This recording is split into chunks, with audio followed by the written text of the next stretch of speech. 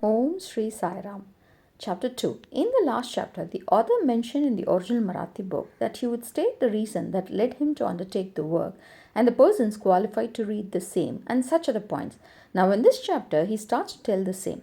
Object of writing the work. In the first chapter, I described Sai Baba's miracle of checking and destroying the epidemic of cholera by grinding wheat and throwing the flour on the outskirts of the village. I heard other miracles of Sai Baba to my great delight, and this delight burst forth into this poetic work. I also thought that the description of these grand miracles of Sai Baba would be interesting and instructive to his devotees and would remove their sins, and so I began to write the sacred life and teachings of Sai Baba. The life of the saint is neither logical nor dialectical, it shows us the true and great path. Now, incapacity and boldness in undertaking the work. Hemant Pant thought that he was not a fit person to undertake the work. He said, I do not know the life of my intimate friend, nor do I know my own mind. Then, how can I write the life of a saint or describe the nature of incarnations which even the Vedas were unable to do? One must be a saint himself before he could know other saints. Then, how can I describe their glory? To write the life of a saint is the most difficult, though one may as well measure the depth of the water of the sea. Om Sri Sai Ram. To write the life of a saint is the most difficult, though one may as well measure the depth of the water of the seven seas or enclose the sky with cloth trappings. I knew that this was the most venturous undertaking which might expose me to ridicule. I therefore invoked Sai Baba's grace. The premier poet saint of Maharashtra, Sri Jnaneshwar Maharaj, has stated that the Lord loves those who write the lives of saints, and the saints also have a peculiar method of their own of getting the service which the devotees long for successfully accomplished. The devotees inspire the work, the devotee becomes only an indirect cause or instrument to achieve the end. For instance, in 1700 Shaka year, the poet Mahipati aspired to write the lives of saints. Saints inspired him and got the work done. So also in 1800 Shaka year, Dasganu's service was accepted. The former wrote four works, Bhakta Vijaya, Santa Vijaya, Bhakta Leelamrit and Santa Katamrit, while the later wrote two, Bhakta Leelamrit and the Santa Katamrit, in which the lives of modern saints were described. In chapters 31, 32 and 33 of Bhakta Leelamrit and in chapter 57 of Shanta Katamrit, the sweet life and teachings of Sai Baba were very well depicted. Om Sri Sai Ram. The sweet life and teachings of Sai Baba are very well depicted. These have been separately published in Sai Leela magazine, numbers 11, 12, volume 17. The readers are advised to read these chapters. So also Sai Baba's wonderful Leelas are described in a small decent book named Sri Sainath Bhajanmala by Mrs. Savitribai Raghunath Tendulkar of Bandra. Dasganu Maharaj also has composed various sweet poems on Sai Baba. A devotee named Amidas Bhavani Mehta has also published some stories of Sri Baba in Gujarati. Some numbers of Sainath Prabha, a magazine published by Dakshina Bhiksha Sanstha of Shirdi, are also published. Then the question of objection comes in that while so many works regarding Sai Baba are extant, why should this Satcharita be written and where is its necessity? The answer is plain and simple. The life of Sai Baba is as wide and deep as the infinite ocean, and all can dive deep into the same and take out precious gems of knowledge and bhakti and distribute them to the aspiring public. The stories, parables, and teachings of Sai Baba are very wonderful.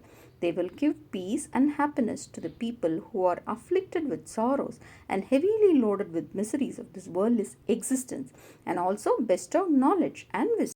Om Sri Sai Ram, and also bestow knowledge and wisdom both in the worldly and in spiritual domains.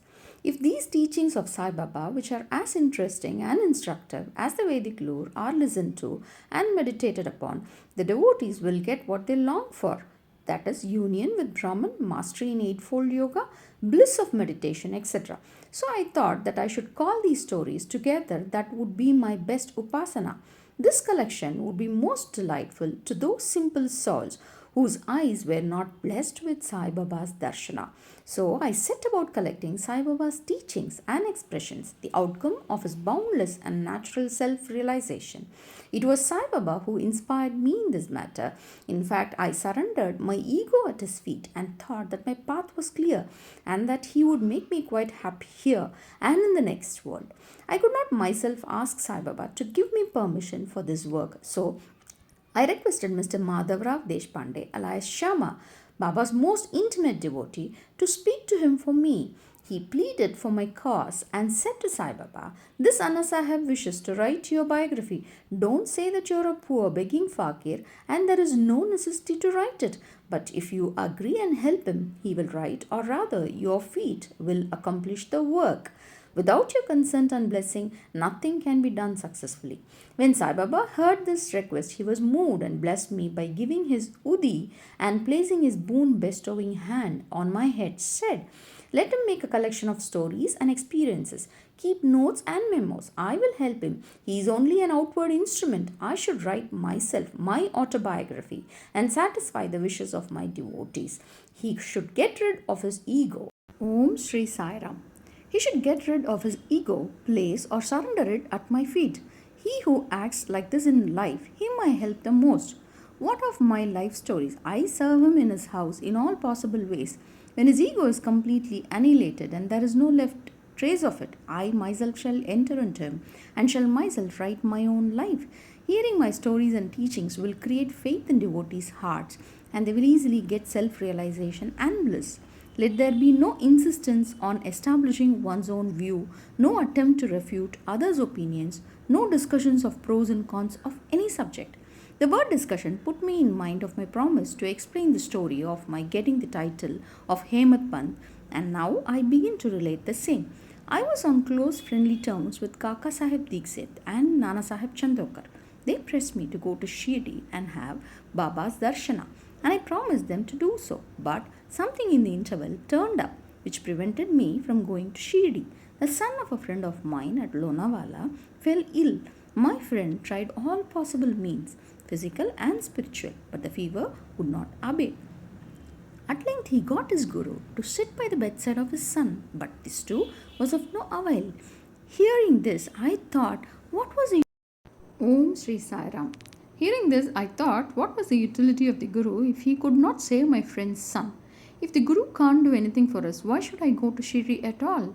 Thinking in this way, I postponed my Shirdi trip. But the inevitable must happen, and it happened in my case as follows.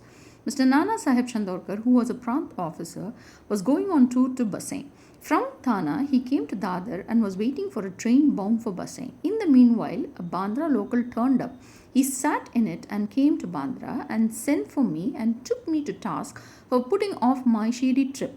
Nana's argument for my Shirdi trip was convincing and delightful, and so I decided to start for Shirdi the same night. I packed up my luggage and started for Shirdi. I planned to go to Dadar and there to catch the train for Manmad, and so I booked myself for Dadar and sat in the train. While the train was to start, a Mohammedan came hastily to my compartment and seeing all my paraphernalia, asked me where I was bound. I told him my plan. He then suggested that I should go straight to Boribandar and not get down at Dadar, for the Manmad mail did not get down at Dadar at all. If this little miracle or Leela had not happened, I would not have reached Shiri next day as settled, and many doubts would have assailed me. But that was not to be. As fortune favored me, I reached Shiri the next day before 9 or 10 a.m. Mr. Babu Om Sri Sai Ram. I reached Shirdi the next day before 9 or 10 a.m. Mr. Basaheb Dikshit was waiting for me there. This was in 1910 AD when there was only one place, Sateswada, for lodging pilgrim devotees. After alighting from the Tonga, I was anxious to have darshana when the great devotee Tata Sahib Nulkar returned from the masjid and said that Sai Baba was at the corner of the Vada and that I should first get the preliminary darshana and then after bath see him at leisure. Hearing this, I ran and prostrated before Baba, and then my joy knew no bounds. I found more than what Nana Chandurkar had told me. All my senses were satisfied, and I forgot thirst and hunger. The moment I touched Sai Baba's feet, I began a new lease of life. I felt myself much obliged to those who spurred and helped me to get the darshana, and I considered them as my real relatives, and I cannot repay their debt. I only remember them and prostrate before them.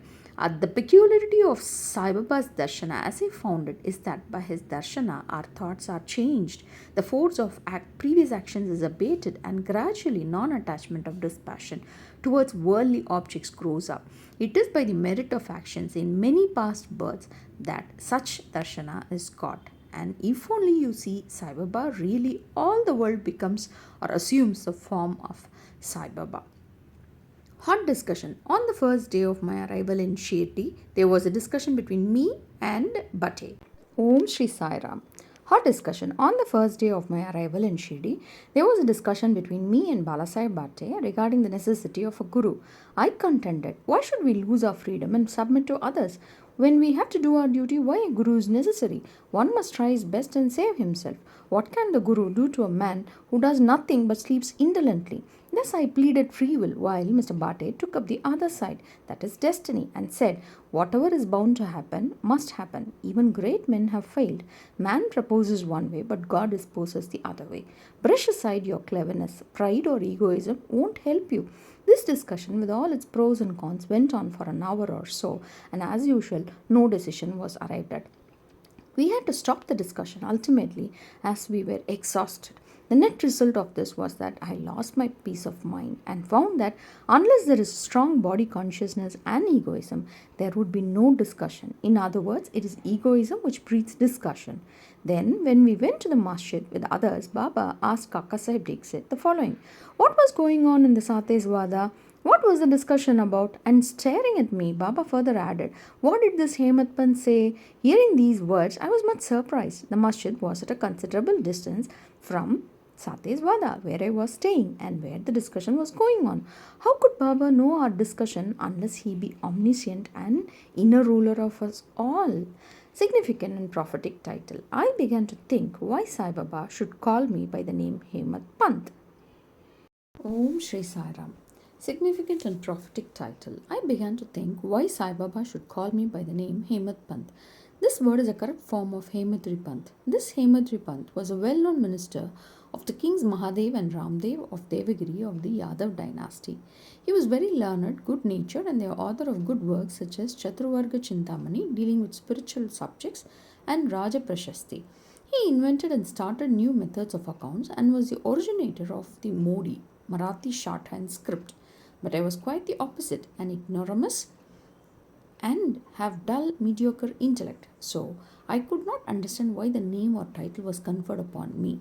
But thinking seriously about it, I thought that the title was a dart to destroy my ego so that I should always remain meek and humble.